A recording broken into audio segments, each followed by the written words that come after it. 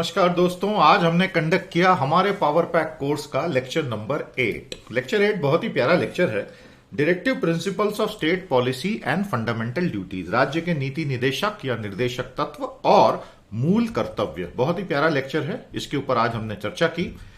तो प्यारे साथियों, मैं आप सभी को पावर पैक कोर्स में एनरोल करने के लिए आमंत्रित करता हूं। आप भारत के किसी भी कोने में हो, सबसे अफोर्डेबल और सबसे high quality course right in your home आप कर सकते हैं। जितने भी बच्चों ने किया है उनकी फीडबैक बहुत पॉजिटिव है। कॉन्फिडेंस के साथ आगे बढ़िए और आज के आज एनरोल कीजिए, लिंक नीचे दी है। कॉन्स्टिट्यूशन मॉड्यूल के 12 तगड़े लेक्चर्स में आज मैं 8वें लेक्चर पर आ गया हूं। इसके बाद 4 लेक्चर और बचेंगे, उसकी भी समरी मैं आपको दूंगा और यह सिलेबस इस मॉड्यूल में कवर हो जाता है। तो जब हमने आज डीपीएसपी और फंडामेंटल ड्यूटीज पढ़ाए तो हमारा एजेंडा ये था। सबसे पहले हम हमेशा कुछ कॉन्सेप्ट बिल्डर और प्रीलिम के क्वेश्चंस करवा देते हैं और उसके बाद ये स्टैंडर्ड एक रिवीजन ऑफ पार्ट 3 और revision of the entire structure of constitution ये बार बार करवाते हैं। ये करवाने के पीछे का लॉजिक ये रहता है कि स्टूडेंट्स के साथ ये चीजें बार बार डिस्कस होती हैं तो वो उसको याद हो जाती हैं। सिर्फ एक बार करेंगे तो याद भी नहीं हो पाएगी और धीरे धीरे फिर वो उसकी वोकेबलरी का हिस्सा बन जाती है। ये एक पढ़ाई की अप्रोच होती है। फिर हमने शुरू किया डेमोक्रेसी, राइट्स एंड ड्यूटीज के साथ में, जिसमें पिछले लेक्चर में हमने जो पॉलिटिकल और सोशल डेमोक्रेसी का अर्थ समझाया था वहां से हमने फिर से शुरुआत की, क्योंकि वो स्पीच अपने आप में बड़ा लैंडमार्क स्पीच है। और उसके बाद उद्देशिका का पार्ट एक बार फिर से किया और राइट्स एंड ड्यूटीज के बीच का अंतर समझाया कि किस प्रकार से rights are claim of an individual on the state और किस प्रकार से राइट्स जो होते हैं वो स्टेट की एक बाउंड्री तय कर देते हैं और ड्यूटी आपकी मोरल या लीगल ऑब्लिगेशंस होती है। आज के लेक्चर में क्योंकि फंडामेंटल ड्यूटीज आया है, हमें यह बात समझानी पड़ी कि किस प्रकार से भारत का पार्ट 3 पार्ट 4A पे डिपेंड नहीं करता है।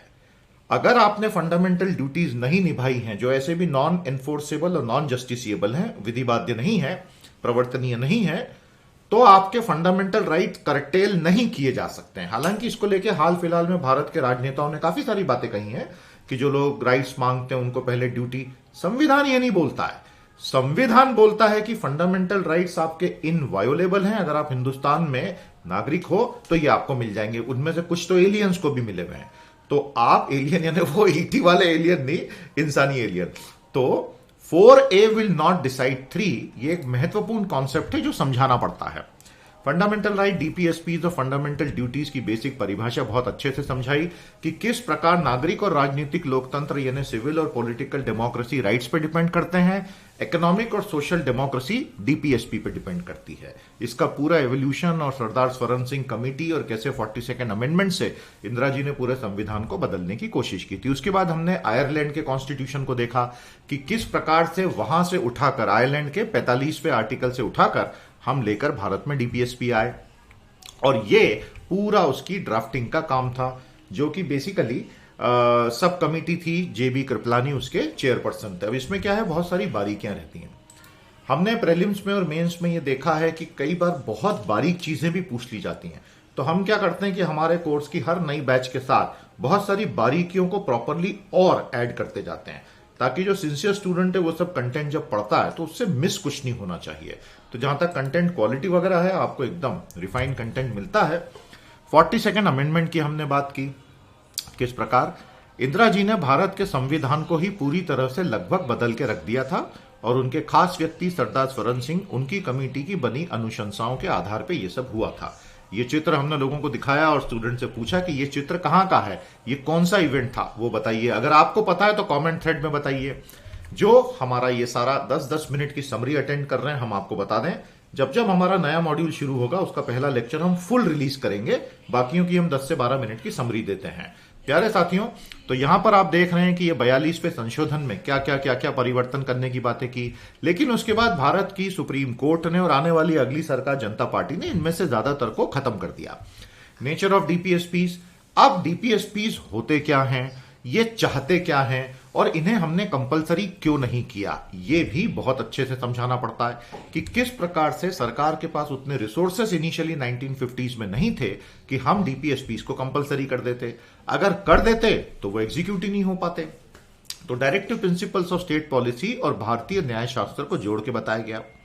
फैजान मुस्तफा साहब का बहुत ही खूबसूरत लेख है approach towards uniform civil code, किस प्रकार भारत में यूसीसी लाया जा सकता है, क्योंकि अल्टीमेटली यूसीसी भी आर्टिकल 44 से आता है, यूनिफॉर्म सिविल कोड डीपीएसपी का। तो उस पर तो आज विस्तार में चर्चा हुई कि क्या होता है, उसमें क्या होगा, कुछ स्टडी की लिंक भी हमने अलग से दी है। India as a welfare state and ending poverty, क्योंकि ये भी डीपीएसपी में है। How to make democracy go beyond elections, ये भी डीपीएसपी में है। ये सारी चीजें हमने अलग से एडिटोरियल्स के माध्यम से रीडिंग मटेरियल दिया। फिर एक एक करके हमने आर्टिकल 36 से पढ़ना शुरू किया कि भैया राज्य के नीति निदेशक तत्वों में क्या क्या होता है। तो कुछ गोल्स जैसा कि आप देख रहे हैं सोशलिस्ट हैं, कुछ गोल्स आप देखेंगे थोड़ी देर के बाद गांधीयन आने लगेंगे, कुछ गोल्स आप देखेंगे वेस्टर्न लिबरल आने लग जाएंगे। तो ऐसा एक एक आर्टिकल को पढ़ते पढ़ते पढ़ते पढ़ते हमने इसकी बहुत सारी बारीकियां बताई।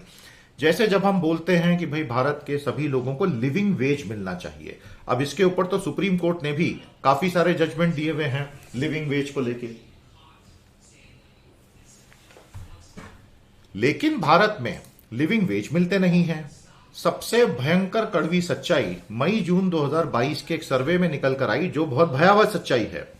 यदि आप हर महीने 25,000 रुपए या उससे ज्यादा कमा रहे हैं, साल में 3 लाख रुपए से ज्यादा की आय है, तो आप भारत के टॉप 10% ब्रैकेट में हैं। आप सोचिए नीचे क्या हाल होगा।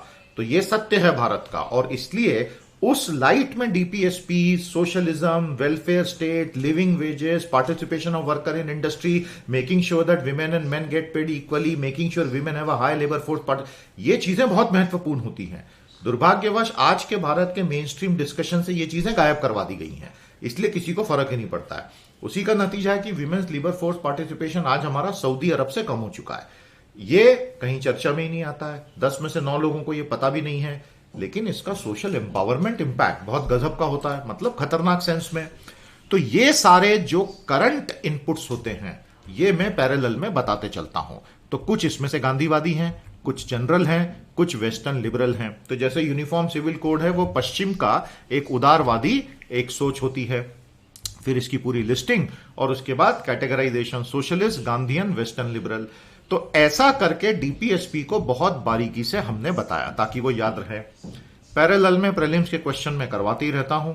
डीपीएसपी के कुछ की पॉइंट्स हमारे संविधान में अनुच्छेद 350 से 351, 335 में भी डीपीएसपी कवर होते हैं। ऐसा नहीं है कि सिर्फ पार्ट 4 में ही कवर होते हैं, बाकी जगह भी।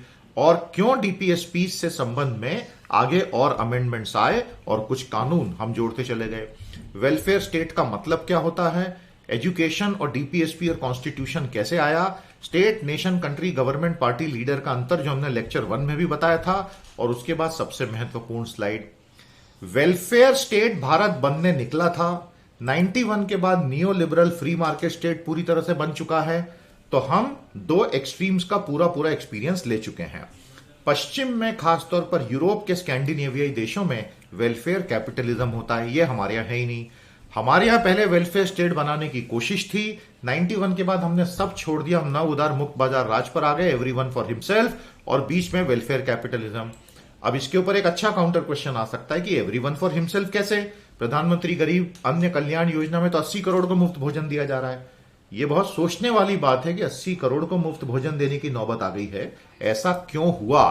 कहीं वो नियो लिबरल पॉलिसीज का एक फॉलो आउट तो नहीं रहा? तो इन एनालिटिकल इनपुट्स के साथ हम बात करते हैं। डीपीएसपीज इन एक्शन, किस प्रकार 70 साल में कम से कम ऐसे 15 काम तो हुए जो डीपीएसपीज से हुए, और कम से कम 5 ऐसे कानून तो सामने दिख रहे हैं जो डीपीएसपी से प्रेरित होकर बने। उसके साथ fundamental right versus directive principle का कंपैरिजन बहुत इंपॉर्टेंट होता है, क्योंकि ये आपको ऑप्शनल में भी काम आएगा, मेंस में भी काम आएगा, इंटरव्यूज में भी काम आएगा, एसेज में भी काम आएगा। मेजर केसेस, ये सारी बात होती है। उसके अलावा फिर डॉक्ट्रिन ऑफ हार्मोनियस कंस्ट्रक्शन, तो किस प्रकार से बेसिक स्ट्रक्चर डॉक्ट्रिन, उसके 22 बिंदु हैं। आप जानते ही हैं भारत की जुडिशरी ने साफ बोल रखा है कि भारतीय संविधान में एक मूल ढांचा है और उसमें 22 तत्व हैं, इसको कोई टच नहीं कर सकता, उसको हम खारिज कर देंगे किसी ने टच किया तो वो 22 तत्व ये हैं। ये बहुत अच्छे से समझाया।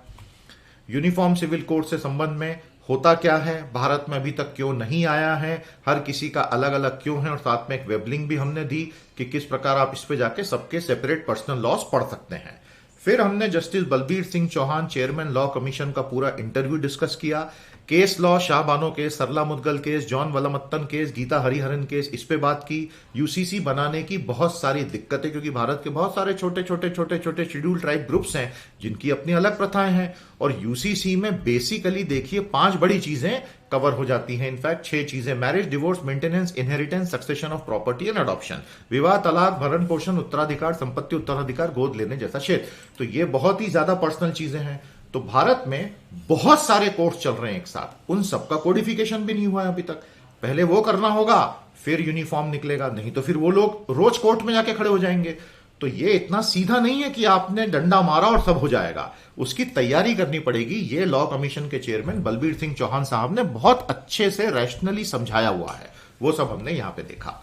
तो प्यारे दोस्तों, इतना करते करते हम मूलभूत कर्तव्यों पर आ गए कि ये मॉरल ऑब्लिगेशंस हैं, नहीं करोगे तो कोई आपको जेल में नहीं डालेगा, लेकिन अगर करोगे तो बहुत अच्छी बात है।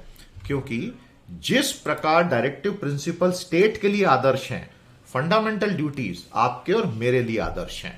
और ऐसी 10 फंडामेंटल ड्यूटीज हैं जो इसी कमेटी की अनुशंसाओं से निकली थी। 11वीं बाद में ऐड की गई, जो कि राइट टू एजुकेशन से संबंधित थी। तो ये 11 फंडामेंटल ड्यूटीज पे हमने बारीकी से बात की। प्रीलिम्स में इससे जुड़े सवाल आ चुके हैं। प्रियम्बल, क्योंकि इस सबके पीछे का मूविंग फोर्स है, तो आज हमने अलग अलग भाषाओं में प्रियम्बल प्रस्तुत किया: तेलुगु, बांग्ला, गुजराती, कन्नड़, मराठी, तमिल। और सुप्रीम कोर्ट ने एफडीज को लेके कब कब क्या क्या बोला, वो हमने यहां पर देखा। तो ऐसा करते करते करते करते आज का हमारा लेक्चर नंबर 8 कंप्लीट हुआ, और हमने इसमें बहुत बारीकी से वो चीजें देखी। हिंदू राष्ट्र के ऊपर बात हुई कि क्या भारत हिंदू राष्ट्र बन सकता है, अगर बनेगा तो संविधान बदलेगा, तो हमें पूरा नया संविधान पढ़ना पड़ेगा 1 साल, और उसके बाद पढ़ाना पड़ेगा, इतना सरल नहीं है। उसके ऊपर एक बहुत अच्छा आर्टिकल है, जो एक टेक्निकल आर्टिकल है, वो भी हमने शेयर किया। ड्यूटीज और राइट्स कोई जोड़ के अगर बोलता है तो वो गलत बता रहा है, संविधान ने दोनों को नहीं जोड़ा था। इस तरह से आज का हमारा लेक्चर कंप्लीट हुआ। मैं आप सबको हमारे कोर्स में इनवाइट करता हूं। पूरे 150 लेक्चर में मैं आपको 15 फुल लेक्चर और बाकी की 135 की इस तरह की समरीज दूंगा। मैं चाहता हूं कि अच्छी चीज ज्यादा से ज्यादा स्टूडेंट्स तक पहुंचे, और क्योंकि ये कोर्स इंडिया का सबसे अफोर्डेबल हाई क्वालिटी कोर्स है, जो आप बिल्कुल घर में बैठे बैठे कर सकते हैं। आपने भले ही कोई बड़ा इंस्टीट्यूट ज्वाइन कर लिया हो, दिल्ली, बंबई, कलकत्ता, कहीं भी जाके, कहने का मतलब पटना, लखनऊ, दिल्ली, जयपुर, जो स्टैंडर्ड जगह होती है वहां पे, या पूना, आप इस कोर्स को पैरेलल में जरूर करें। आपको फर्क और क्वालिटी महसूस होगी, और अल्टीमेटली आपका ही रिजल्ट सुधरेगा। I wish you all the best. आज इतना ही। कल हम आपसे लेक्चर 9 की समरी के साथ फिर मिलेंगे। नमस्कार, जय हिंद।